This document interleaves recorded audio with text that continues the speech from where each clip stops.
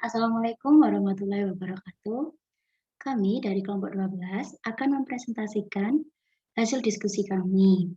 Adapun anggota dari kelompok 12 adalah Latifah Tarangdita, Lutfia Faimatul Ilmi, dan Rozak Akbar Jatikusuma yang akan menjelaskan tentang hormon dengan materi pengertian hormon, macam-macam hormon, dan fungsi serta letak dalam tubuh ikan.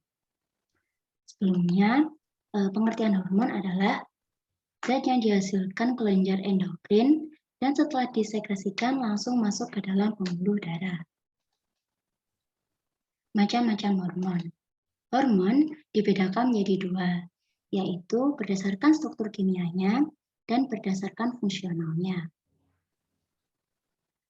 Berdasarkan struktur kimianya, hormon dikelompokkan menjadi 4, yaitu hormon peptida, hormon asam amino, hormon steroid, dan hormon asam lemak. Hormon peptida yaitu hormon yang disusun oleh beberapa asam amino menjadi peptida. Contohnya adalah vasotosin dan isotosin. Hormon asam amino. Hormon asam amino merupakan hormon yang berasal dari asam amino yang telah mengalami modifikasi. Misalnya, modifikasi dari asam amino triptofan dapat menghasilkan hormon serotonin dan melatonin. Hormon steroid. Hormon steroid merupakan hormon yang dihasilkan dari metabolisme dan proses konversi dari kolesterol yang mengandung 27 buah atom karbon. Misalnya, hormon steroid larut dalam lemak dan dihasilkan oleh kelenjar adrenal, testes, ovarum, dan plasenta. Misalnya estrogen, progesteron, androgen, dan kortikoid. Dan hormon asam lemak. Hormon asam lemak merupakan hormon biosintesis dari dua asam lemak, yaitu asam lemak arakidonik dan dihomogamma-linolenat.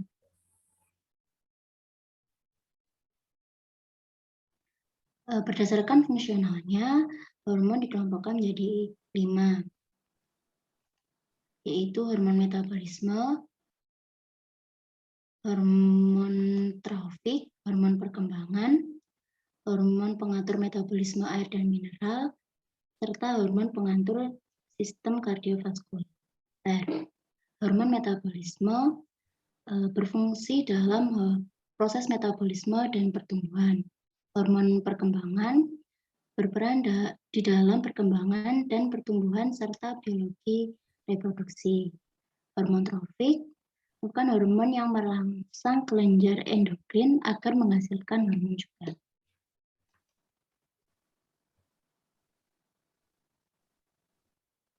Hormon pengatur metabolisme air dan mineral, yaitu hormon yang dihasilkan oleh kelenjar paratiroid dan berfungsi untuk mengatur homeostasis mineral, terutama kalsium dan fosfor.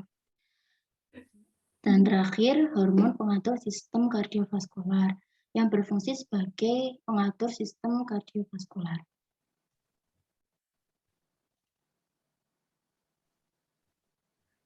Yang selanjutnya yakni biosintesis hormon, yakni biosintesis hormon protein dan biosintesis hormon steroid. Proses pembentukan hormon protein dapat dibagi menjadi 4 bagian. Yang pertama yakni transkripsi. Transkripsi yaitu proses pembentukan asam ribonukleat atau RNA dari template asam desoksiribonukleat atau DNA yang terjadi di inti sel. Yang selanjutnya, yakni modifikasi pasca transkripsi, yaitu terjadi pengaturan modifikasi RNA, yaitu dari RNA prekursor untuk membentuk RNA pembawa informasi atau mRNA. Hal ini terjadi dengan cara pemotongan RNA dan kemudian menggabungkan kembali segmen-segmennya serta melakukan modifikasi dengan adenylisasi ragam ganda dan penambahan 7-metil guanosin. Yang selanjutnya, yakni translasi, yaitu mRNA akan meninggalkan inti sel dengan menembus membran inti sel dan masuk ke dalam sitoplasma. Dan yang terakhir, yakni modifikasi pasca translasi, yaitu terjadi di tempat di mana polipeptida disintesis, yaitu pada retikulum endoplasma yang kasar. Next. Yang selanjutnya yakni biosintesis hormon steroid. Proses pembentukan hormon steroid atau steroidogenesis dapat dibagi 3 kelompok dengan masing-masing subkelompoknya. Yang pertama yakni pembentukan kolesterol. Kolesterol adalah bahan baku utama dari proses steroidogenesis yang diperoleh dari makanan yang masuk melalui peredaran darah. Yang kedua, pembentukan progesteron dari kolesterol. Kolesterol yang diperoleh kemudian ditransfer ke dalam mitokondria dan akan mengalami beberapa konversi. Yang ketiga, yakni pembentukan estrogen dan testosteron dari progesteron. Progesteron yang ada akan mengalami berbagai hidroksilase. Next.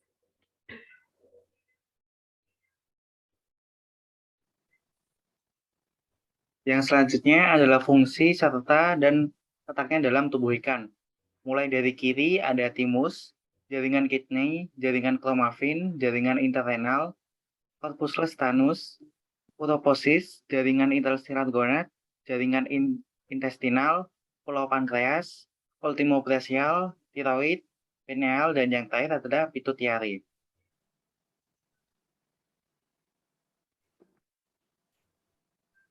Pituitary atau hipofisa berdasarkan fungsinya adalah prolaktin ikan penting dalam pengaturan Na ikan air tawar, hormon pertumbuhan, kardiotropin atau ACTH, gonadotropin, dan tirotropin. Letaknya adalah di bawah diacephalon. Kemudian ada tiroid, fungsinya yaitu mempengaruhi laju konsumsi oksigen, membantu pengendapan guanin dalam kulit, dan mengubah metabolisme nitrogen dan karbohidrat, mempengaruhi sistem dan fungsi syaraf dan proses osmoregulasi. Letaknya adalah dekat alta ventral, arteri brachialis, afferent, jantung, insang, kepala ginjal, limfa, otak, atau mata.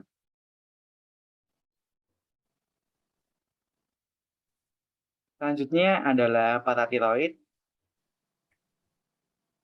yakni mengatur kadar kalsium dan sedikit menentukan kadar fosfor di dalam darah. Letaknya diferensiasi dari epitel kantong, farinks ketiga dan keempat. Kemudian ada internal atau adrenal cortex, yakni mengontrol proses osmoregulasi dengan cara mempengaruhi ginjal, insang, dan saluran gastrointestinal, dan mempengaruhi metabolisme protein dan karbohidrat. Letaknya pada elasmobranchia, terletak di bagian belakang ginjal, pada xilostomata tersebar sepanjang vena cardinalis, posterior, dan vena lainnya. Kemudian yang terakhir ada kromafin, yakni menaikkan kadar gula dalam darah dan menaikkan tekanan darah, konsentrasi melanin dalam melanopora, serta merintangi otot polos. Pada ikan betulang sejati tersebar di sepanjang vena postcardinalis. Pada elasmobranchi menyatu dengan saraf simpatetik dan aorta dorsalis, terletak di depan jaringan interrenal. Ultimo branchial berfungsi mensekresikan hormon kalitonin yang berperan dalam metabolisme kalsium.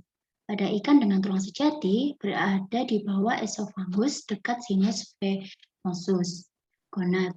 Gonad merupakan kelenjar endokrin yang berperan dalam pembentukan gamet.